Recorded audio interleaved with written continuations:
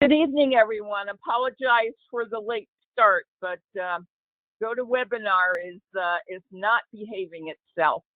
Anyway, welcome to the May 2024 edition of Digging into the BI. This is where members from the Maryland and the DC regional chapters get together and look at the latest issue of the BI magazine. Here are the 4 stocks that we will be looking at. Motorola Solutions, which is the stock to study. Darling Ingredients, which is the undervalued stock. Addus Homecare, and UnitedHealth Group.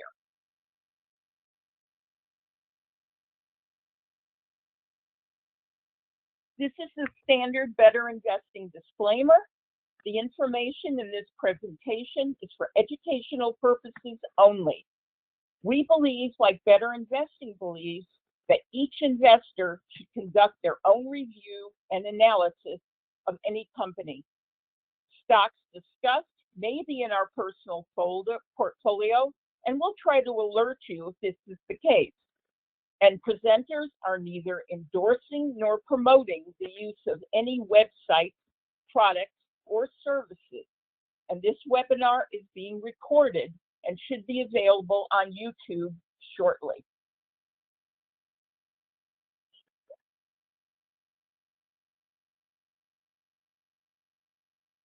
Since this presentation will be going out on YouTube, there may be those that are unfamiliar with our organization.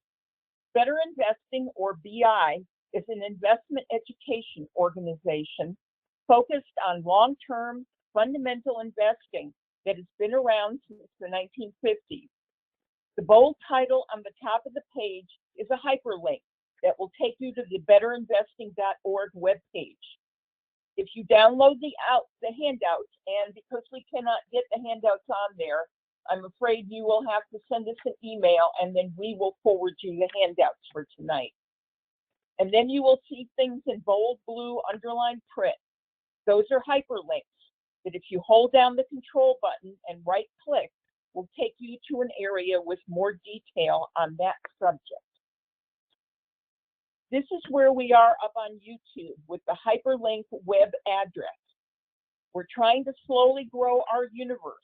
So if you haven't already done so, please like us and subscribe, and also share this with family and friends.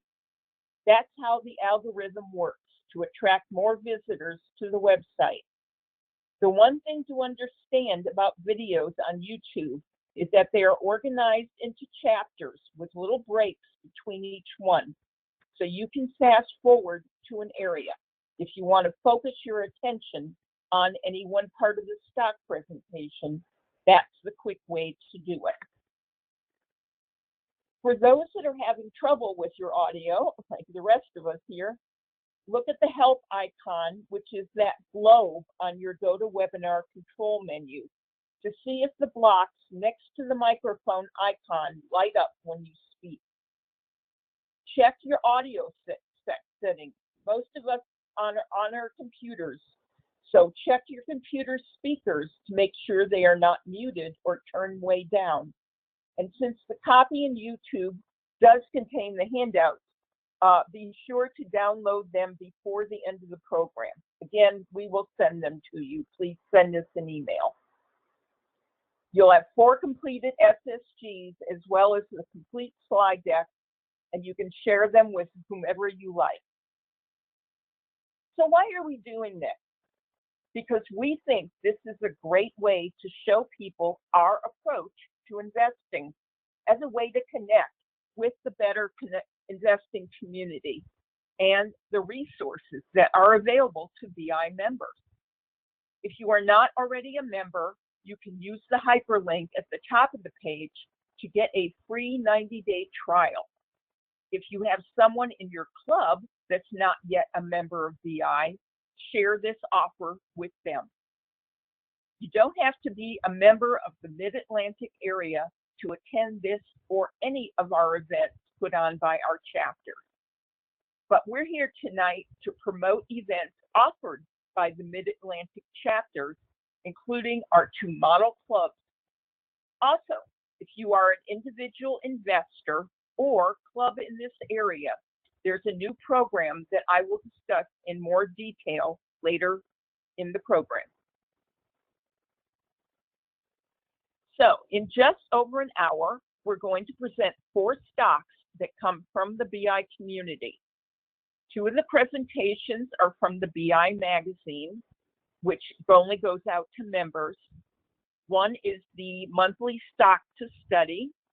The other one's the monthly undervalued feature. And the other 2 presentations are from somewhere on the BI website or the BI magazine, or maybe personal experience from one of our presenters. And here's some other tools where you can also get some ideas of stocks.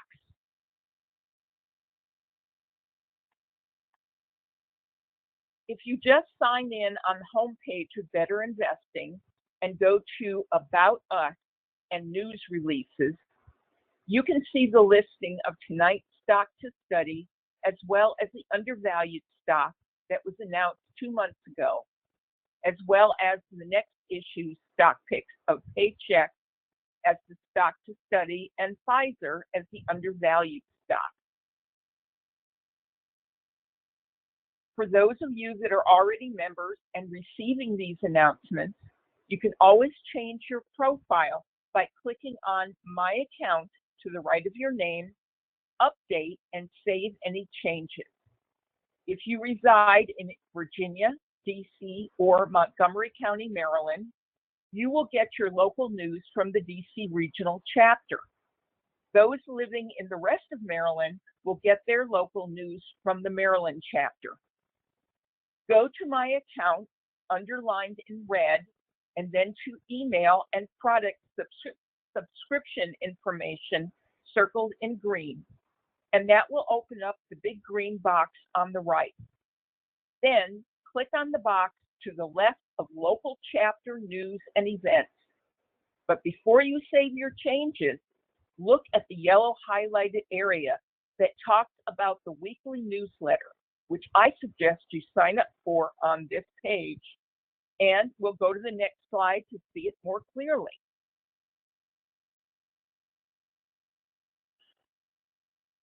This is what the BI weekly newsletter looks like, and it is just for members. Once you sign up, you will get a weekly email that comes out toward the end of each Thursday and features events happening in our larger community within the next 7 days. If you sign up for it and you don't get it, you should check your spam folder. Here are some of the things that are coming up. Okay, we have the stock up, which was on the 2nd of May, and then there is another. Usually they have ticker talk on here, and they also have some screens that you can open up as well. We're also up on Facebook. We've mostly been putting up stuff that is for the DC regional chapter. You can share this with people outside our community that want to know more about our long-term fundamental investing. On the 3rd Tuesday of the month, the DC chapter hosts Money Matters book discussion from 7:30 to 9 p.m. We have a list of book suggestions on investing and finance that a person in our community reads and then leads a discussion. Lately, some of the group have also, Lately, some of the leaders have written notes on the book and then share these notes with the rest of the group that may or may not have read the book prior to the discussion, but the notes are not mandatory. Lately, the lead person has suggested interesting pre-recorded discussions by authorities in the field that have sparked some interesting comments. The next month's meeting is on Tuesday, May 21st in the Longview podcast with Christine Benz from Morningstar, where she interviews Victor Haghani, the author of Lessons from the Missing Billionaires, which speaks to why investment sizing is an important yet often overlooked factor in investing outcomes. So Ken, if you'd unmute yourself and as a member of the Montgomery County Model Investment Club and let us know what, oh, wait, this is Happy Destiny, which you're a member of also. So Ken, tell us about Happy Destiny. Okay, we meet on the third Friday of each month. We started in 2001. We have currently roughly 8 partners. Excuse me. We meet at 6:30, and we've pretty much been operating as an online club. And if you have any questions or interested in attending, you can reach us at digging.into.bi@gmail.com. Okay. Can you tell us the May date, because I didn't have a chance to change this slide. I think it's the 16th of May, if I'm remembering correctly. Yes, it's the third Friday of the month. Okay. So more than likely the 19th. Okay, excellent. Okay, stay unmuted there, because coming up is now Montgomery County Model Investment Club. Okay, the Model County Investment Club meets on the third Wednesday of each month. So we meet from 7 to 9. We do have a link there if you'd like to join us. I am not sure what the education will be, but I'm sure it will be interesting. And then in terms of stock study, we're looking at 3 potentials, of which one will be selected. One is Comfort Systems. The other is GigaCloud. And then I believe the third choice that the partners have is Comfort System, GigaCloud. I just can't remember the third one right now. But it'll be one of 3 stocks. Yeah. It'll be one of 3 stocks. And then in terms of if you want to reach us, there's an email there, mcmc@dcbetterinvesting.net. Okay, and I also want to let our audience know that visitors can visit for free on all of these virtual clubs, and there's no charge for that. All right, next slide is Pinnacle. So take it away, Rudy. Yes, we will be meeting on the second Saturday, which is this coming Saturday. The education, one of the resources we're studying is The Psychology of Money by Morgan Housel. And the stock that we will be studying this Saturday is ResMed, the ticker RMD. And the contact there is armida@aol.com if you're interested in joining. All right, very good, thank you. And Andrew, do you want to talk about McNova? Sure. Yep. So Model Investment Club in Northern Virginia, McNova, and we're on the second Tuesday. It'll be May 14th. So that's coming up, and free of charge. You can join us. It's a very organized meeting. Also, the education looks like it's going to be the use of the PERT chart and the stock to study, if I can pronounce that right, is Xylem Incorporated. I'm a relatively new member, and it's good. It's a good club. If you want to join and check it out, please sign in on the second Tuesday. All right, thank you, Andrew.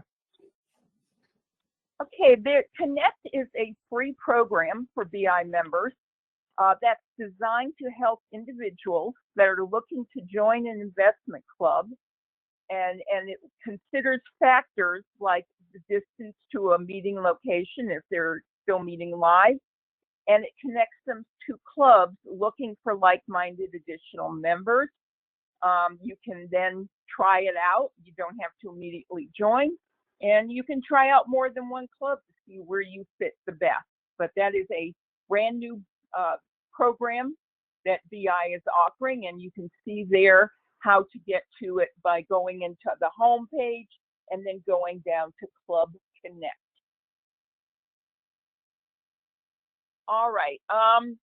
Sorry, did not have time to fill in some of these lesser slides.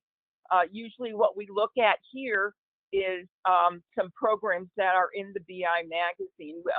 We've talked to people and asked them, you know, when they're offering electronic copies of the slides that you can get to online, whether they look at those, but most people say, no, we wait for the paper copy to come out.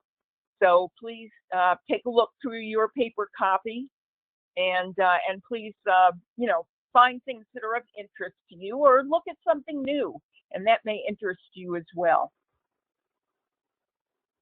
All right, so in order to get to the BI magazine, you would then go to, from the home page, go to the Learning Center, and then BI magazine, and you can see there are two different BI magazines that you can look at. You can either look at the paper, what looks like the paper copy with that gray greenish arrow, or you can go down and you can look also at the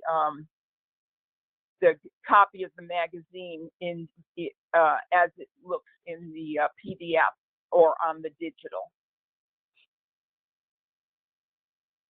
And again, please take a look through the magazine. These slides will be updated before they come to you as a handout. All right, so we are on our presentations. And the first up, this is using the core SSG. And that will be Ken Williams for Motorola Solutions. And that was the stock to study for May. And then after him will come Andrew Ober, who is looking at Addus Homecare, and that is on the roster of quality as well as the A-list stocks in the pre-screens, predefined screens on the website. So, hey Cheryl, before Andrew gets started, how about shifting your PowerPoint into slideshow mode? Okay, let me do that. There you go. Perfect. All right. And Andrew, I think we're going to start with you first. So if you'd unmute yourself. Can you hear me? Yes. Okay. All right. So I'll go first. Thank you. My name is, good evening, everybody. Andrew Ober. I'm a partner with the Model Investment Club in Northern Virginia. So as you already heard, I'm going to be covering Addus Homecare with the NASDAQ ticker ADUS. And as you know, you may know that Better Investing's goal is to choose investments in stocks with potential to double in price in a 5-year period. So, and as was mentioned earlier, I found this on the roster of quality on the BI website. The reason I was looking is our club membership was looking for additional stocks that were in the small cap category. And so I found this one, and we did add this to our portfolio eventually. So the market cap at Addus Homecare is $1.5 billion, which technically per BI, that's a mid cap. A lot of people in the financial industry would call that a we can move to the next slide. So a lot of these slides I'm going to go over, I'll just mention our little age on them. They came from the Addus website, and where there's some missing information, I'll fill in the blanks. I may skip a couple of slides too. I just put them in there for more of the visual effect. So with that, what is Addus all about? It's a home care service provider primarily focused on personal care, hospice, and home health services. It operates 217 locations, 22 states, 1,000 employees. Now that number includes a lot of part-time employees. They have about 6,000 full-time. If you look at the map right next to it, you see a bunch of dots. That's where all the locations are. And with that, if you notice, they're mostly in population centers, and they're also focused in states where Medicare and Medicaid pay out. They're more lucrative programs in those particular states. So they also have a hospice and home health segment to it. They serve today 49,000 consumers, elderly, chronically ill or disabled, and folks that are at risk of hospitalization or being put in a skilled nursing facility. Primarily, it's personal care, non-medical service is the primary service they offer for a longer-term basis, up to 20, with an average of a duration of 26 months. If this care wasn't available, a lot of these folks would end up into a nursing facility, which would be about 3 times the cost. Their stated goal is revenue growth is 10% annually. And of course, the mission, cost-effective care and assistance, it gives people the freedom to remain in their homes. So that's the main segment of their revenue streams. Next slide. This slide, I'm just going to move right straight down to the little continuum of care line. And there's a little dotted rectangle there. That's the area that they focus on most. That's their sweet spot. That's the area that they feel that they can grow the most and feel that that offers the best service to consumers in the Medicaid, Medicare space. Next slide. So Addus is probably the fastest growing public home care company right now. As we mentioned, skilled nursing would cost more. Real quick, you can take a quick look at the revenue growth and the adjusted EBITDA growth. I'm not going to cover that in detail since this is a little bit of age on these, but you can see they're up and straight to the right, and they're moving up. They're in double-digit growth for both revenue growth and the EBITDA growth. Next slide. So this brings us up to date, this particular slide, in terms of the financials. So for 2022 and 23, revenue increased 11.3% from $951 million to $1.06 billion in 2023. Net income increased almost 36% in 2022 to $62.5 million in 23. And then earnings per share increased almost 35% from $2.84 a share to $3.83 a share. And the table below basically outlines where the revenue stream came in. The personal care, as you can see, 75% of the revenue. And then the other 25% is the hospice and home health. Next slide. And a little deeper dive into the 3 segments of personal care, hospice, and home health. So personal care is the 75% revenue stream. And really, that is non-skilled attendants caring for activities. That's dressing people, prepping meals, housekeeping. There's no medical assistance in this segment at all. They leverage and springboard off of that. And that's what moves them into that other 25% of home health and hospice. And those 2 segments do have a medical care aspect to them. Next slide. So reimbursement, I'm going to cover this quickly. They're doing well, so they do get paid. So they're very stable reimbursement. They are favored very heavily by a lot of the states they work in because they're the lowest cost solution. The personal care is an hour by hour, sometimes part-time help, and is reimbursed that way. And then the hospice and home health is a little different. That depends on the severity of the patient. Next slide. So every industry has challenges, and Addus certainly in this industry had some. And last month there was an announcement that came out, and they've been waiting for this for about a year, that the Center of Medicare and Medicaid Services rolled out some new rules last month. And the rule change is stating that they're requiring 80% of all Medicaid payments that would go to Addus and other companies in this field that would have to go toward worker compensation. So the idea is that CMS wants to increase the pay rates and attract people into this industry. CMS did allow a 6-year grace period to implement that. There's a lot of pushback. Addus is in favor of a lot of the provisions, not necessarily the 80% provision. So I think they're stating there's probably going to be some legal challenges from a number of states on that. So we got 6 years before it goes into effect. Next slide. So where's the growth coming from? Organic growth and acquisition. So organic growth, baby boomers, population over 65. Boomers are the oldest boomers are in that 75 to 78-year-old range. And if they're not getting care today, they are probably future candidates.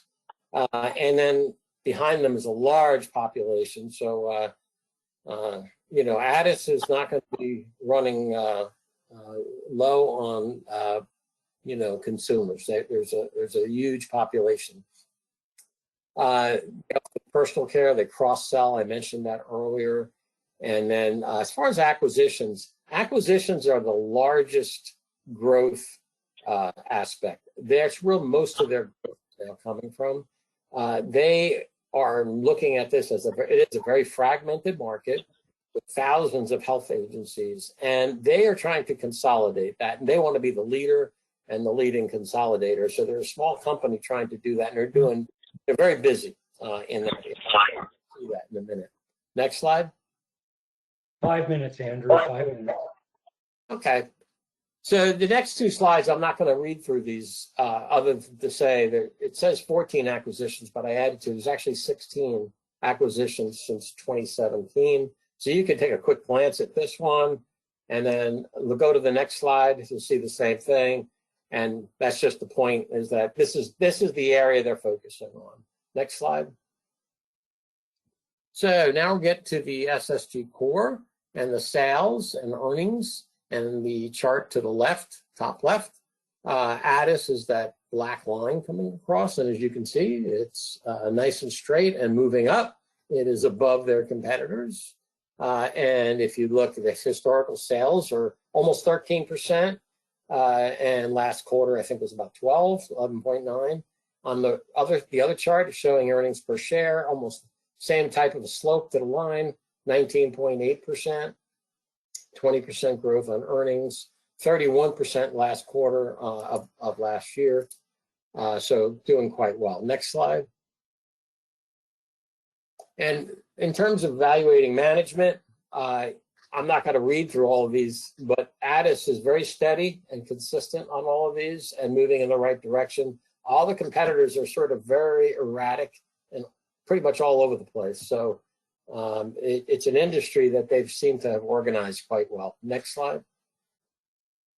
And by the way, on that slide also, their debt was reasonable, and they've actually paid down some of that debt too. So you see they're minus 9.1% there. So that's pretty encouraging for a company that's focusing on M&A.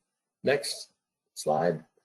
So I chose 8 and 13%, 8% for sales and 13% earnings. It's in the range that I stated below from the analyst, 6.5 to 11.4 for sales, 11.6 to 20 for the earnings. So it's a little conservative, but if they miss an acquisition or something doesn't quite go as quickly, I think it's probably prudent to do that. Next slide. Covered everything already on this slide. This is an SSG Plus slide. I just want to show you the chart where you should have everything charted up there. Where you have the sales, the earnings, pre-tax profit, up straight and parallel. So it's just a good visual of that. All the other data on here, I actually just talked through. So with that, you can see that that's what we want. Next slide. 2 minutes, Andrew. 2 minutes. 2 minutes. Okay. Sales 8%, moving over to one. It moves up to 1.6 billion in projected sales. Next slide. 13% earnings growth will take us to $7.06 in projected earnings. Next slide. I chose 32 as the high PE. The current PE is 25, and the average is 34. That takes us to 225.80 cents high stock price. Next slide. I took 20 as the low PE, which is 20% below the current, and that takes us to $76.80. And it's a pretty wide range there, but it is a small cap, so there could be some volatility. Next slide. And there you see we are in the buy range at 98.4 and up to $114 with a upside downside ratio of 5.9 to 1. And the sell range, as you can see, is 188 to 225. Next slide. So as we mentioned, it's a small company, 1.5 billion. Its growth is driven mostly through acquisitions, very well managed. The current PE is 25.6 and below its 5-year average. At 98.40 as of last Thursday, it was a buy with a 5.9 to 1 upside downside ratio. Certainly a worthy candidate. Today, they actually announced Q1 2024 earnings, and their sales were up 11.6% and their earnings 24.6%. So with that, that concludes the discussion. All right, thank you, Andrew. Ken, I'm sorry to mess you up in the schedule there, but you are up next as Motorola Solutions and the stock study. Okay, so yes, Motorola Solutions Incorporated is a stock study in the May 2024 issue of Better Investing magazine. Go ahead and move to the next slide. So you can see here that that they have an article in the May issue of the magazine, and it's a pretty interesting write-up that I would encourage you all to read. Next slide. So to give a little overview of the company, it was founded in 1928 as Galvin Manufacturing Corporation. In 1947, the name changed to Motorola, which literally means sound in motion. They are headquartered in Chicago, Illinois. In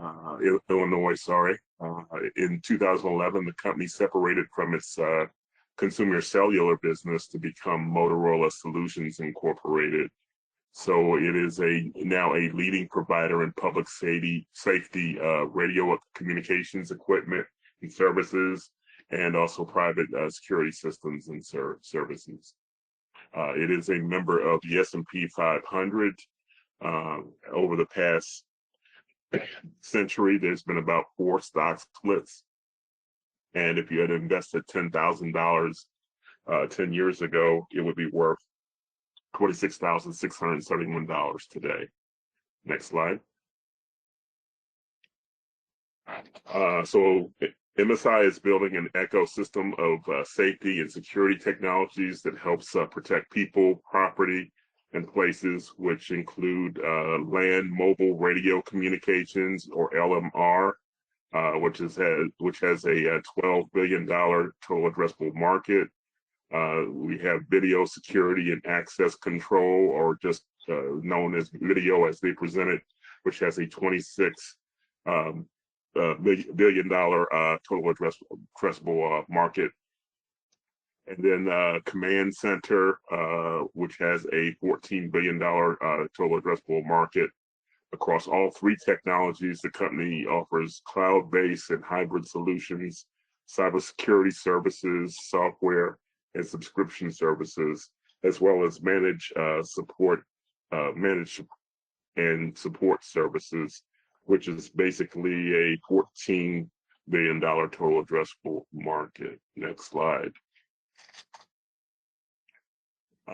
There's a number of ways that you can look at their revenue. About 75% of the revenue is related to providing services and products for police, fire departments, emergency medical, critical infrastructure, public services, national security.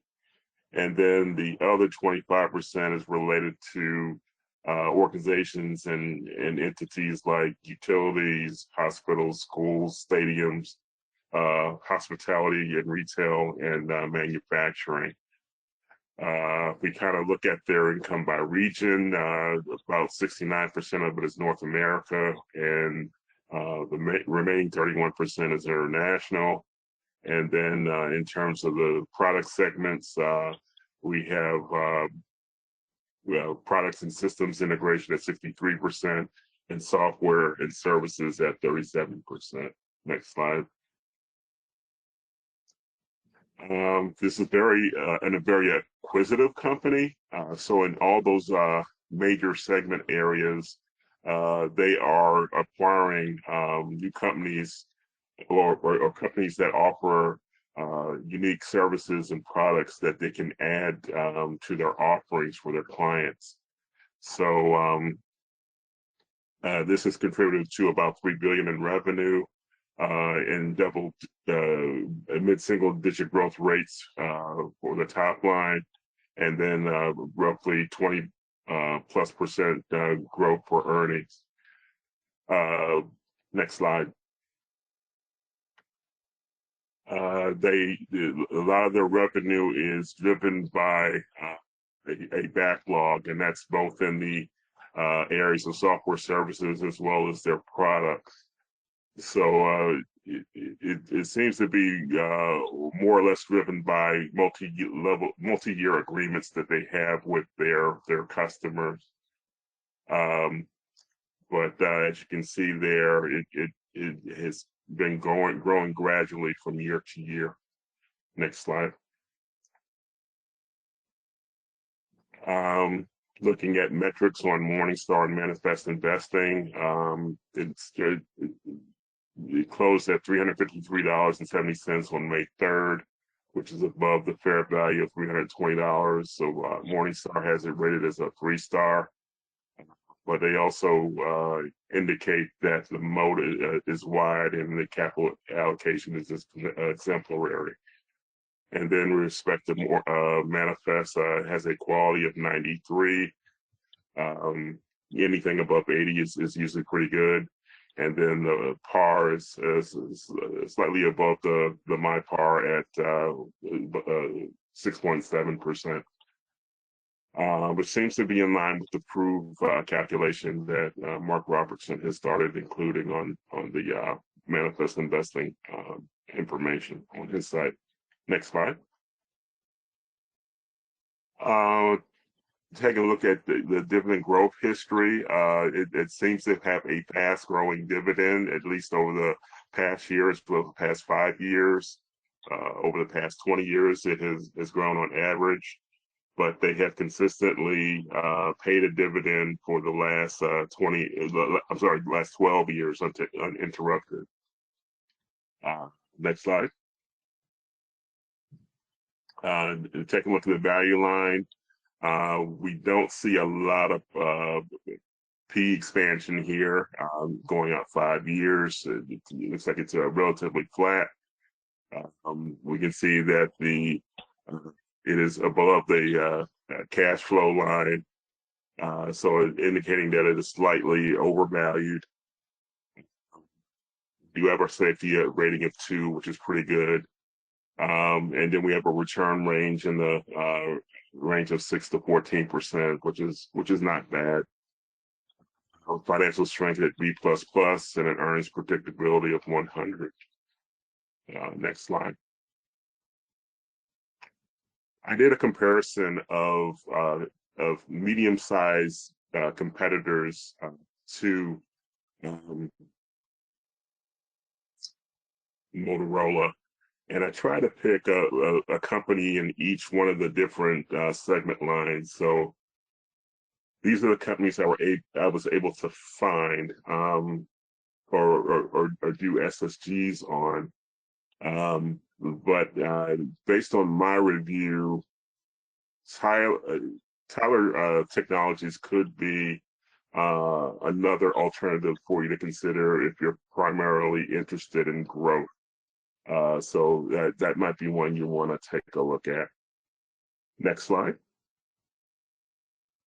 I did a 5 business minutes, segment Kevin, analysis. 5 minutes. Okay. I did a business segment analysis where I looked at the 2 segments as defined in their 10Q.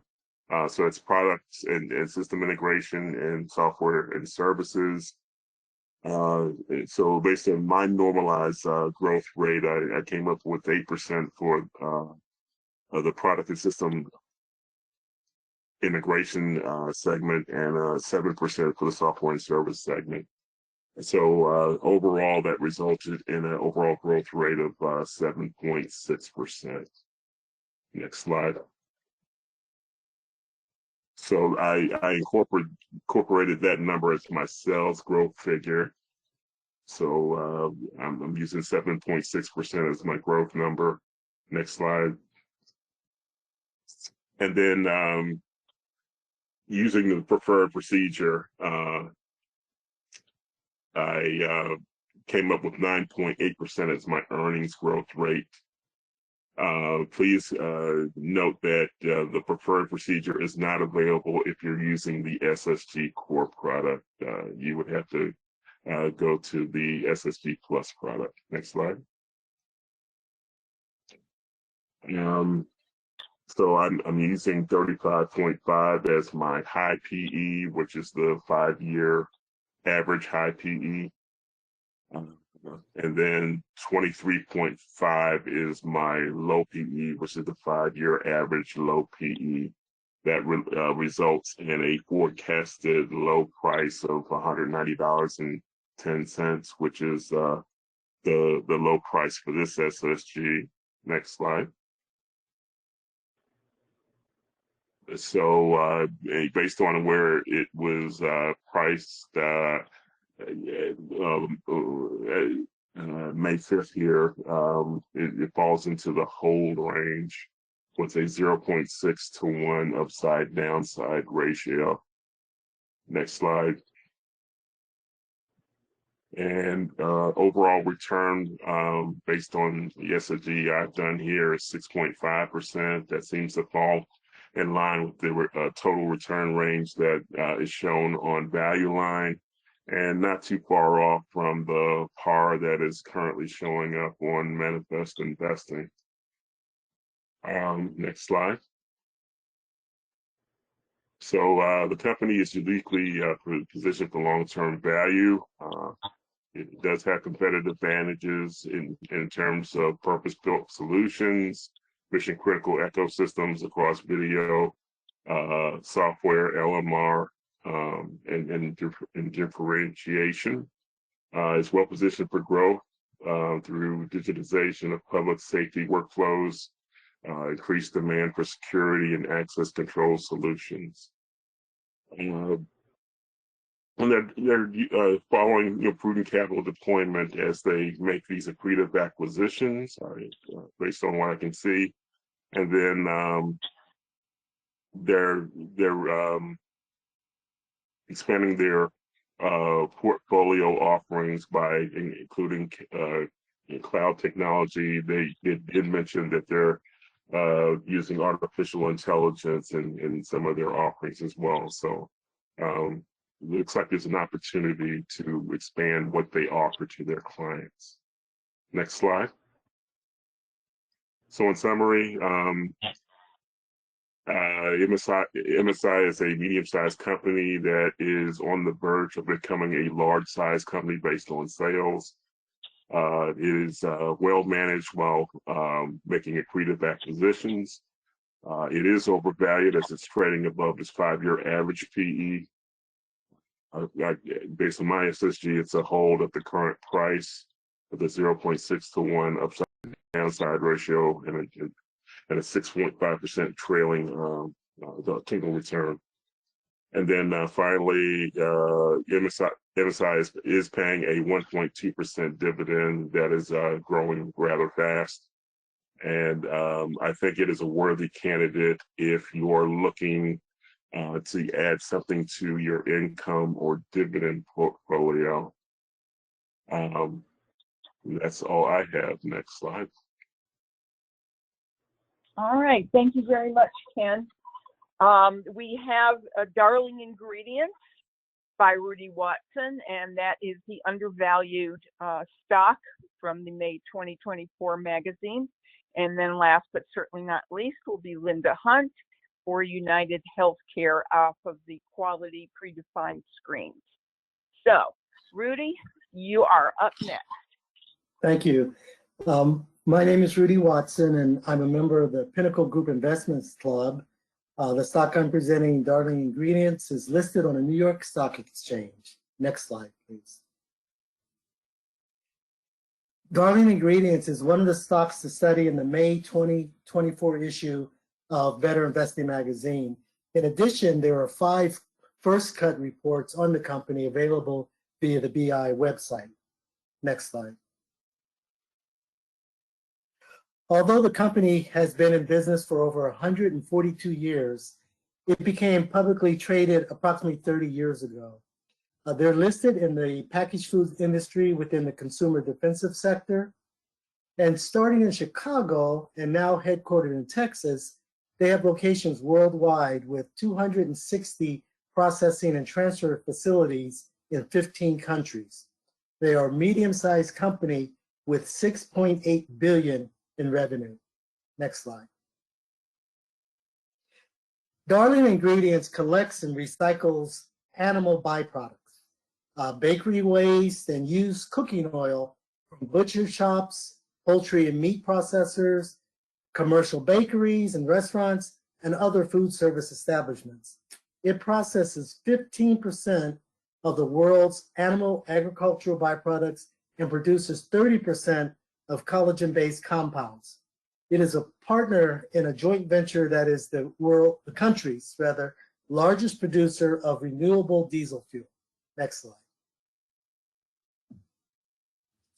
Darling Ingredients feed operation provides essential ingredients for animal nutrition, fertilizers, and renewable fuels. Customers use Darling Ingredients fat and proteins to produce numerous valuable products, such as the ones I just mentioned, animal feed, pet food, and fertilizers. Their fats are also a vital low-carbon feedstock used to produce renewable fuels.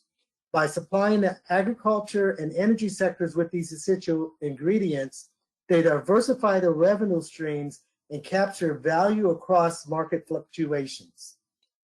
Darling Ingredients food segment creates ingredients to enhance human health and well-being.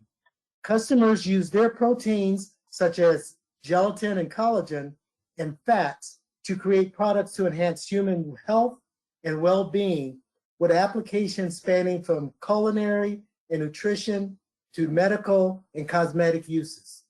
Today, Darling Ingredients is one of the largest producers of gelatin and collagen, with approximately 30% market share globally. They have a robust R&D practice, and they're continually innovating to find new applications for their proteins and fats. The theme of Darling's fuel segment is powering the future with low-emission energy solutions.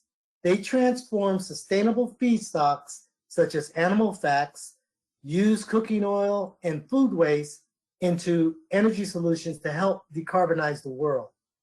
Through their 50-50 joint venture, Diamond Green Diesel, they're one of the largest producers of renewable diesel, and soon will be one of the largest sustainable aviation fuel producers. They're also a leading producer of low-carbon biogas in Europe. Next slide.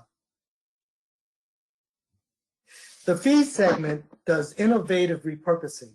Darling Ingredients plays an essential role in the animal agriculture, farming, and food services industries. Their facilities help alleviate overburdened landfills by recycling millions of pounds of animal byproducts, used cooking oil, and food waste. Rendering refers to the processing of grease, fat, meat, or bone into usable products.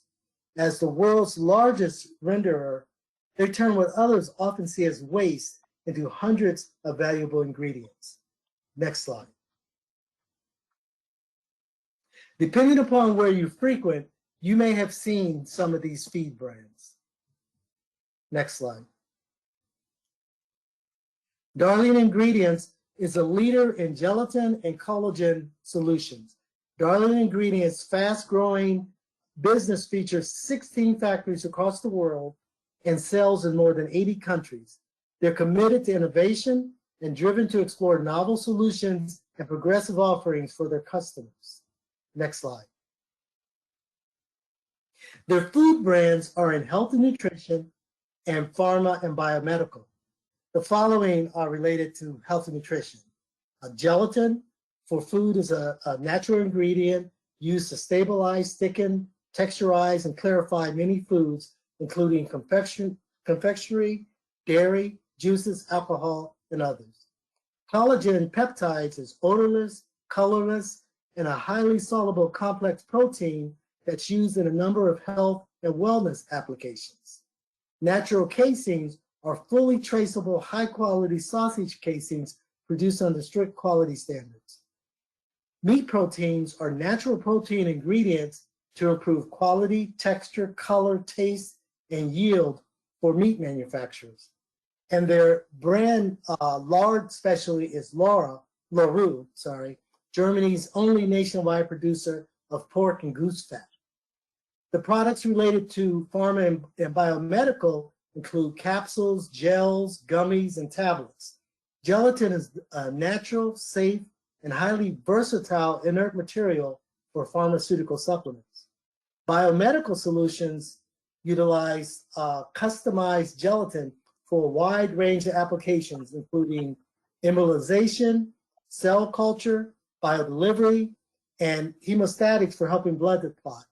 They also have a product that does the opposite in heparin, an anticoagulant used in the pharmaceutical industry.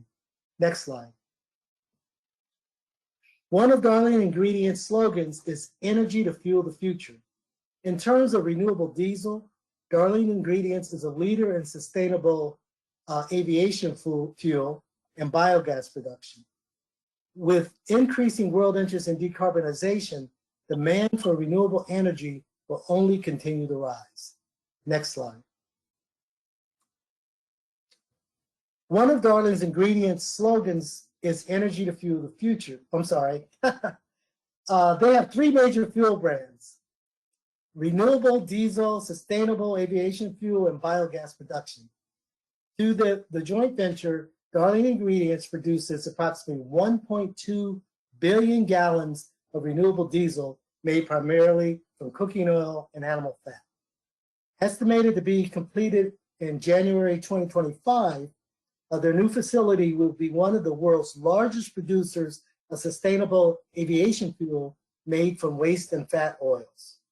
And as the largest industrial digestion operation in Netherlands and Belgium, they generate certified renewable gas from food waste and pig manure.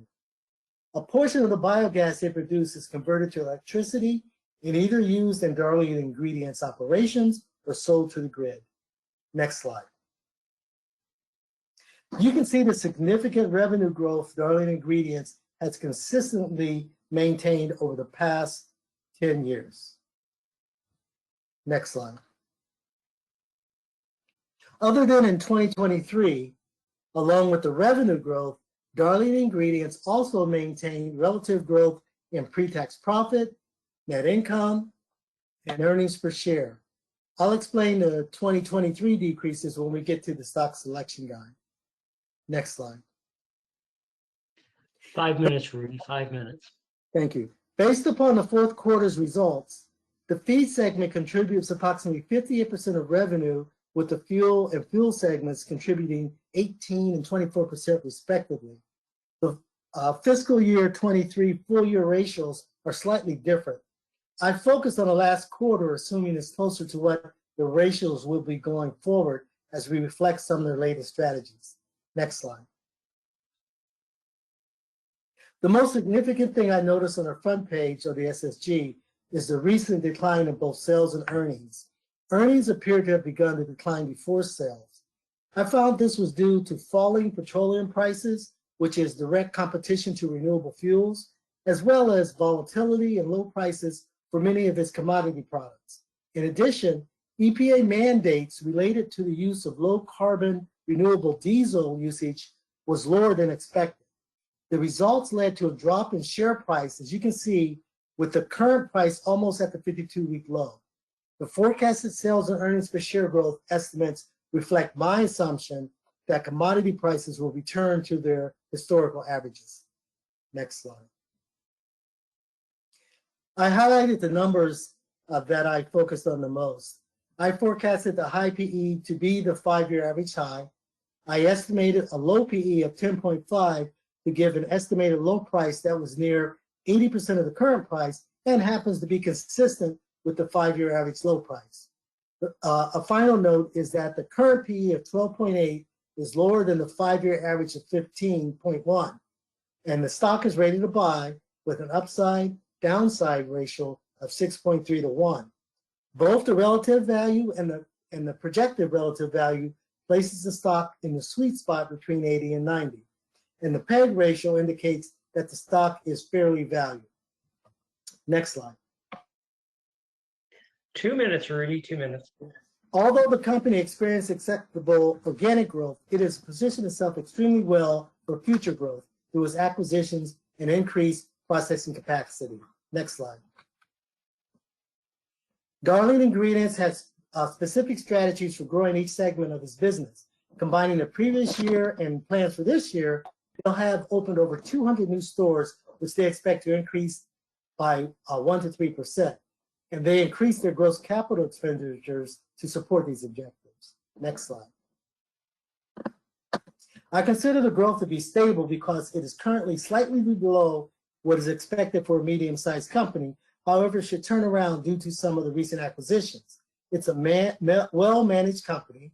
The current CEO was hired in 2003 and is credited with putting the company on the right course following being on the verge of bankruptcy in the 1990s. The PEG ratio of 1.5 indicates it is fairly valued and tending toward undervalued. The current PE of 12.8 is below the 5-year average of 15, putting it in the buy zone, and it's a candidate to purchase now, or you can watch it to purchase after the sales begin to increase. Thank you. All right, thank you, Rudy. And last, as I mentioned, but certainly not least, Linda Hunt, it's all yours. Okay, it helps to unmute. Having a little problem with some laryngitis here. I was a former member of the DC chapter, but I'm stuck out now in Indiana. But anyway, thank you for letting me join you tonight. Okay, so I chose UnitedHealth. Why? Well, it's a leader in the medical services industry. And also, I like the exemplary rating from Morningstar for its capital allocation. And I like Value Line's A++ for financial strength. So those things rate highly in my search for good stocks as a preliminary check. I think the next slide is oh, you skipped that one. Okay, I had a disclaimer in there. Thank you. Okay. So my focus will be on these 4 points, with special attention to the first quarter for 2024, ending in April. There's a lot to examine here that shows up in a dramatic change to their up, straight, and parallel graph. So I'm going to spend a good deal of time talking about that. Next slide. UnitedHealth is one of the largest private health insurers, providing medical benefits to about 53 million members. 5 million are outside the US, so it also is considered international. However, they're currently focusing on the US, divesting themselves of some of their overseas companies. This is a huge company. They are a leader in employer-sponsored, self-directed, and government-backed insurance plans, so they cover the whole gamut. The company has an integrated strategy that has resulted in some of the best returns in the industry in recent years. They had solid fourth quarter results for 2023. They were able to digest a rise in the medical cost ratio due to its size. But other companies in the industry suffered from this when I looked at some of those. Their medical cost ratio, which is sometimes referred to as the medical loss ratio, rose slightly, largely because of the elective surgeries that came along after COVID. Next slide. I think we did that one. I just talked about that. I'm sorry I didn't put numbers on this. Okay. Okay. Well, I think I'm mixed up. I'm looking at the slides there and it doesn't seem to. Okay, they are the parent of Optum as of 2011. And this particular company is a fast growing unit, well over 11% year over year. It offers a lot of additional services that most insurance plans are not providing, although they're challenging companies like CVS with Aetna, and I think there are a couple others that are now trying to get more of an integrated approach to health. And the reports say that this is really going to perhaps bring down some of the costs for health insurance, with hopefully. Optum has been purchasing other companies and forming partnerships. It was an acquisition in 2022 for Change Healthcare. Now, this is the company I'm going to be focusing on because it's their data provider for payment systems and a lot of the technology that goes on with this company. You can see some of the things that are listed there. Okay, next slide. Oh dear. As I say, I usually check the graph at first when I'm trying to find a company to study. And I look for up, straight, and parallel. I suppose some of you have heard of that. I rely on the company's history to feel confident when I'm making future judgments. And sometimes I stray a little bit. I don't look for those lines to be so perfect. But when I saw these, I thought, well, my gosh, the first quarter, something happened there. What is it? Now, sales didn't seem to be affected. It grew at 8.6% quarter over quarter. Anyway, look at this and note that the bars there, which show the price, where the price is now, it's right in the middle. And of course, it's been affected by this, this problem that Optum had. So I wanted to know more about whether this might be a coiled spring, because there are 3 bars there that have, since 22, that have stayed kind of stagnant. So there's a lot to look at that. It could be an industry problem, I thought, with government regulations and some uncertainty with the economy. So the next slide. I did take a look at stock charts and it confirmed what I see from the price bars on the SSG. Again, this could be an industry problem. The medical services industry has really bounced a lot in value line, going from top to bottom of their 20 high rankings. Next slide. Okay, so I did a lot of reading. These are some of the reports I dove into. I discovered, okay, there was a significant cyber attack on the subdivision Change Healthcare business. In their conference call, April 16th, the CFO reported the company expected to have to absorb 30 to 40 cents per share in business disruption impacts. CFO Andrew Whitty reported that while the attack disrupted the ability of care providers to file claims and be paid for their work, and this extended down to the poor doctors in the hospitals, the company assisted care providers in financial need, providing over $6 billion in funding at no cost to them. Well, now that would affect earnings and profits. Global Research, Bank of America Global Research on March 7th reported that with the company's fast response, they felt this is transitory. That even if the company loses some customers who don't like being shut out from their payments, we believe the run rate exposure is perhaps less likely than 1%, the drop in customers. The CFRA analyst, former S&P, in their March 11th report, reported the, quote, the ultimate impact on Optum's 2024 financial results remains unclear in our view. They also mentioned the uncertainty with regulations and antitrust investigations because of the integrated approach that insurance companies are using. Next slide. So is the company able to support its short-term debt? Well, both the SSG and Value Line show the debt to capital ratios, but they don't show the first quarter. I do note that on the SSG, the capital ratio is stable since 2019. That's the one on the left. So, okay, what about cash flow? Next slide.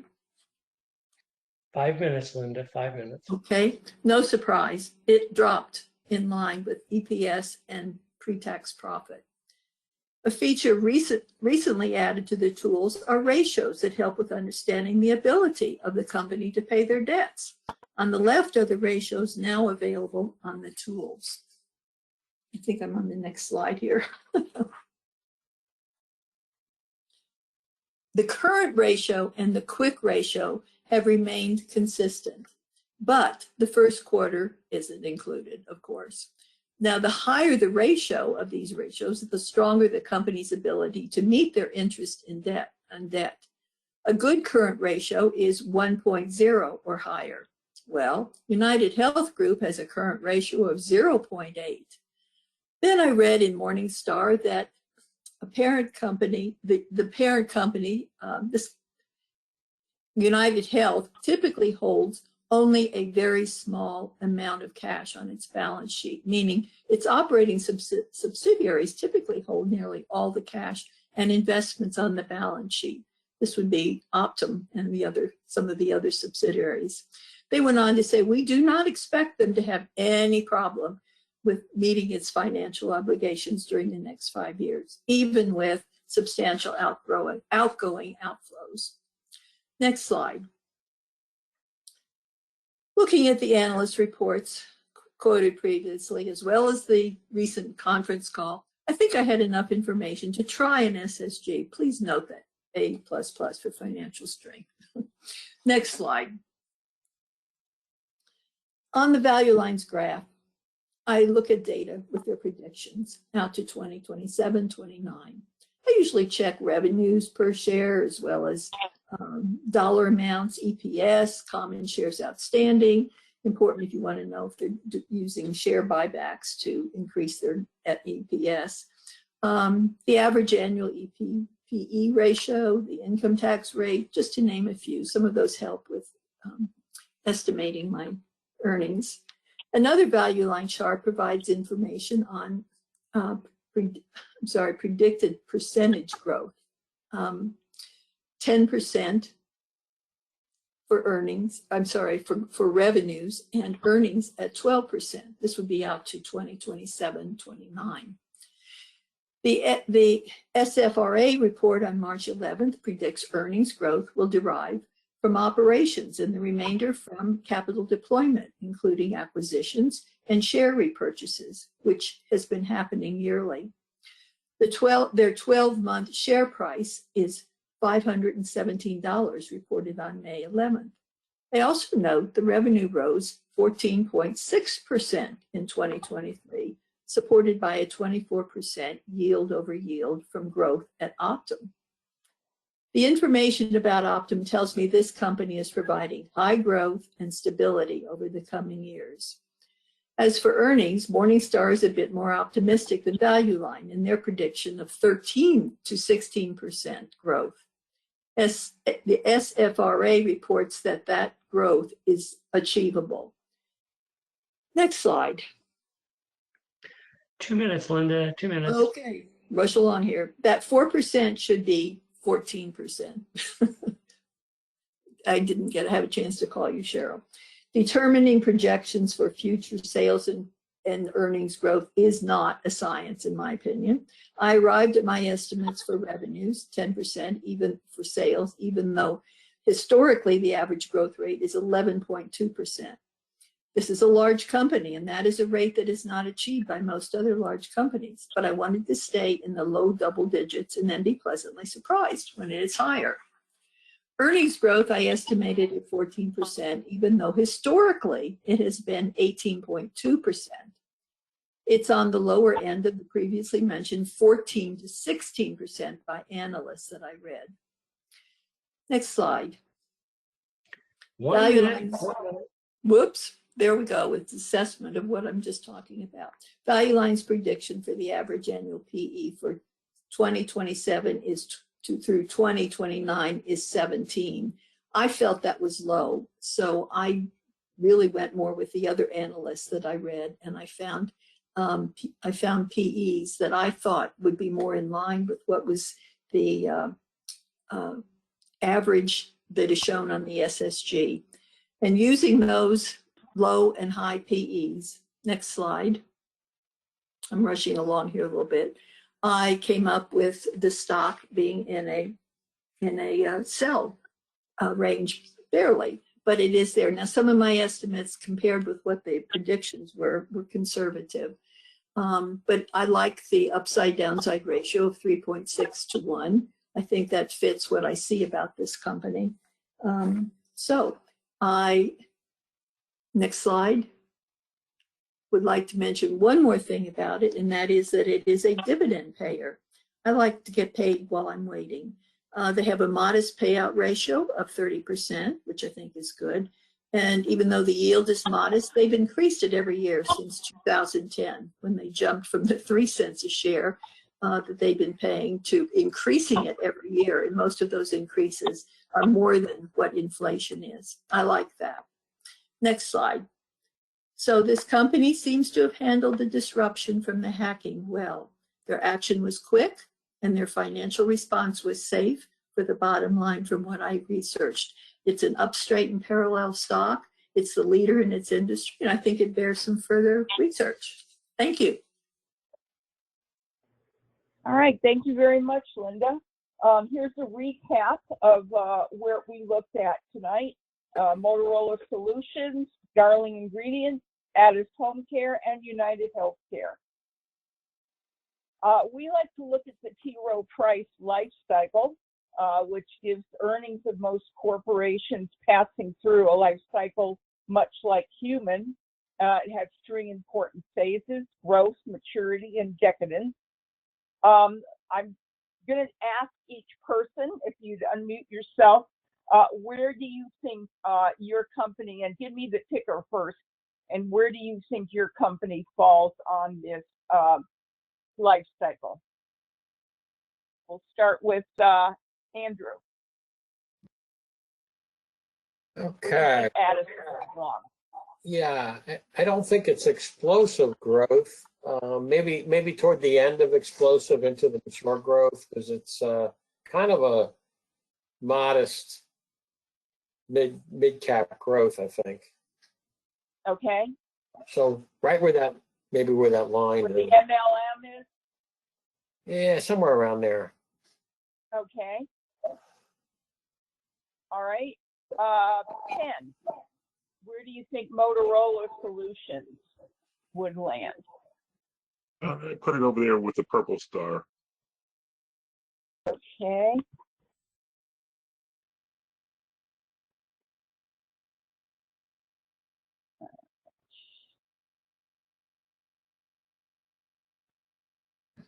All right. And Rudy, where do you think Darling would fall? I had it near where the red star is, but not quite. I had it below the G. I thought there was still some growth there. It is a mature industry not mature industry. It's not a mature industry, but they already have such a large part of the market. There's only so much growth available. Okay. And Linda, where do you think UnitedHealth would go? Well, it's a big company. It's mature, certainly, but I think with the acquisition of Optum, I am seeing this company expanding into areas that medical insurance companies have not, had in the past. And there's a lot of change going on right now with that. The government is one of the things that causes some uncertainty, and I think that's been a problem for a couple of years. It's certainly not on decline. I look for them to. I think the growth rate of 10% very conservative on my part. I think it's going to grow more than that, which is very unusual for a company that has in the billions of dollars in revenue. So I guess I don't know. Maybe we're the red Do I have to stars. pick a star? I'm sorry, what?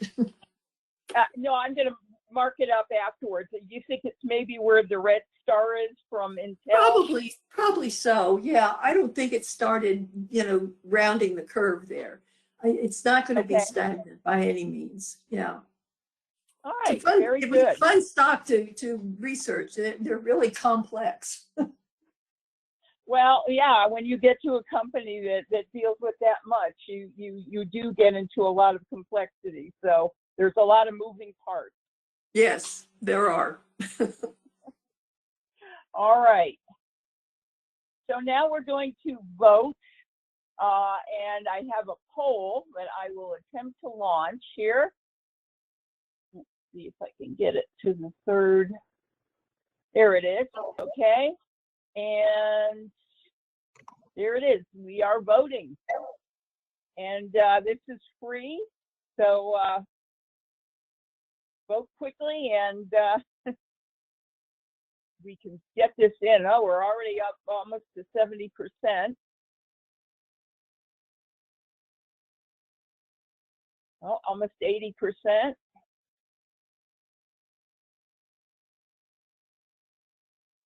Okay, it looks like we're kind of stuck there. Can we get one or two more people to vote? Do the Ken Kavula thing. All right, I will close and I will share. So it looks like, Linda, it looks like you're in the lead with UnitedHealth. People feel that is worthy of more research. Well, part. I had mentioned, I think earlier, that I don't own it, but I actually am thinking about doing a little more checking and then buying it. So I can say that now, can I? Well, I'm a customer under the Federal Employees Act, so I'm in okay. favor of them as well. Oh, really? Okay. Okay, so let's go on here to the next slide. These are some contact emails either under the digging into the BI for kind of a general question, or if you want to go to either of the two chapters. There is a picture of the most of us at the Dallas Bank in a few years ago, and so we will. Some of that same group will be heading out to Chicago next week. Cheryl, why don't you go back to one slide? Is this the address that you want folks to send requests for the digging into the BI, send requests for slides to? Yeah, if they send it to that digging into the BI@gmail.com, that's probably, then it will all be in one place. And awesome. I can get to it, and then I can send out the handouts. So everyone, if you'll take a screenshot up there, up at the very top, then you'll have that address on your computer. And we'll give it a few seconds. Cheryl? Yeah. I had sent you my SSG. I didn't know. I thought you were going to be somehow using that. I guess they have access to that. Otherwise, that will be part of the handouts, Linda. Oh, okay. Because I didn't take too many shots from it because I thought it would be available. Okay, thank you. Yep, that's how we will handle it. But thank you for asking. Sorry, I think folks have had more than enough time. There we go. Exactly. Okay, so to join our mailing list, you can go on to the Better Investing website, go to the DC Regional or the Maryland chapter, and down at the bottom under on that first block there, if you go all the way down to the bottom of that one screen, you will see a place to sign up for the mailing list. And Kent, we will let you talk about volunteering. Oh, very good. As you all might have figured out by this time, this whole affair is run by volunteers, as are the Maryland chapter and the DC regional chapter. And we look for volunteers to help us out. But when volunteers are helping us out, we are actually going to be helping out volunteers as well by giving them some new skills, as well as trying out some of their people skills, some of their investing skills, some of their teaching skills. And that helps all of us. As a reward for that, we also do give discounted rates for folks attending the BI National Conference, which this month is in Chicago. All right, next slide, please. All right, here are two of the stocks that we know about right now. The stock to study will be Paychex in June, and Pfizer will be the undervalued stock to study. We will get 2 more volunteers, hopefully. We may go around recruiting at our national conference, and then we will add 2 additional stocks to this list as well. And hopefully, I will talk to some people about GoToWebinar, and we can get some of the bugs out of the system here. Now, Manifest Investing is famous for their dashboards, and there are currently 9 public dashboards. That means you do not have to be a member of Manifest Investing to get to these dashboards. And on the next slide, you will see the codes to do that. But we have, as well as the selections for each month and each of the 4 years that we've been doing this, we also have the winning selections chosen by the audience. And so those are kind of interesting analytics to look at and determine, you know, did the audience pick the actual winning stock? So interesting to check out. And here are the public dashboards. Again, no subscription needed. You can just go to each of those, and there's one listing for each year, and then you will be able to get in and see the information listed for each of those years by the month, because we do these by every month.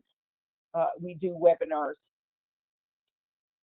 and we have come to the end of this webinar and wish to thank you very much for visiting with us. And we hope you will come back again next month when we will be doing another rendition of Digging into the BI. And I wish to thank my presenters tonight, as well as Kent, for keeping us on time. Yeah, and we do have a couple of questions. Then let's go through them. So let's see. So there's a question from Helen that asks about what was the source of Addus? How did you find that stock? Okay. Do you want to answer that, Andrew? Yeah, I didn't quite hear it. The whole question. What was the question? Oh, sorry. How did you find? Go ahead. What was the source? Where did you find Addus? Oh, okay. So it's actually, if you're a BI member and you get into the Better Investing website, they have a number of screens in there already pre-set up where you can go and look for certain stocks. Those stocks have already passed some of the screens, and one of the names of the screen is Roster of Quality. And it just so happened to be right there at the top since it started with A. So I chose it and I looked at it, and it was a small cap, and that's what we were looking for with the club. And that's what I grabbed, because we didn't have that. We didn't have anything similar in our portfolio. That would be a good one. That's where I found it.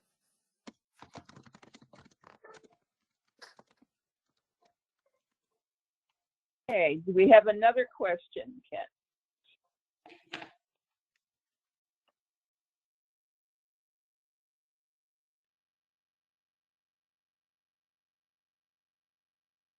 Let me see if I can go into the questions.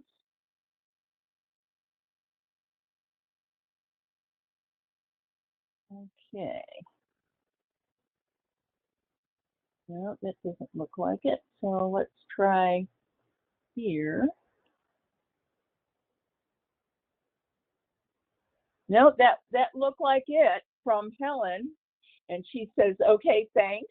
So I gathered by that we did answer her question. And again, want to thank everyone for tuning in. We hope you come back. And if any of you sorry, I was talking, but I was muted, so that did not work. If you could go back in the slides, up a few slides to where we have the digging into the BI address, that would be sure. The email address.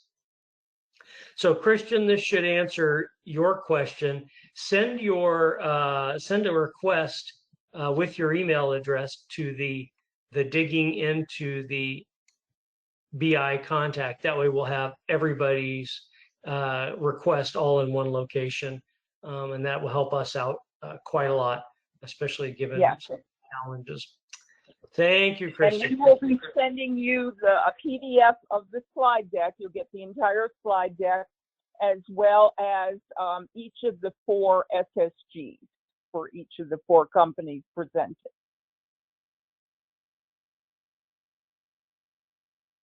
And if anyone out there, thank Cheryl for all of her calmness and collection under the stress of having to deal with some of the technical issues that we had for today. But go ahead and thank you again, Cheryl, for all of your work in making this happen this month. Well, thank you, Kent. And I want to put a shout out there if there are any members of clubs or individual investors that would wish to do a presentation.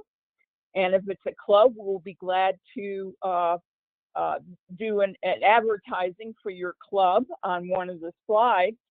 And that will get you a perk on that end. And please also send an email to that digging into the BI contact email, and we will make it happen.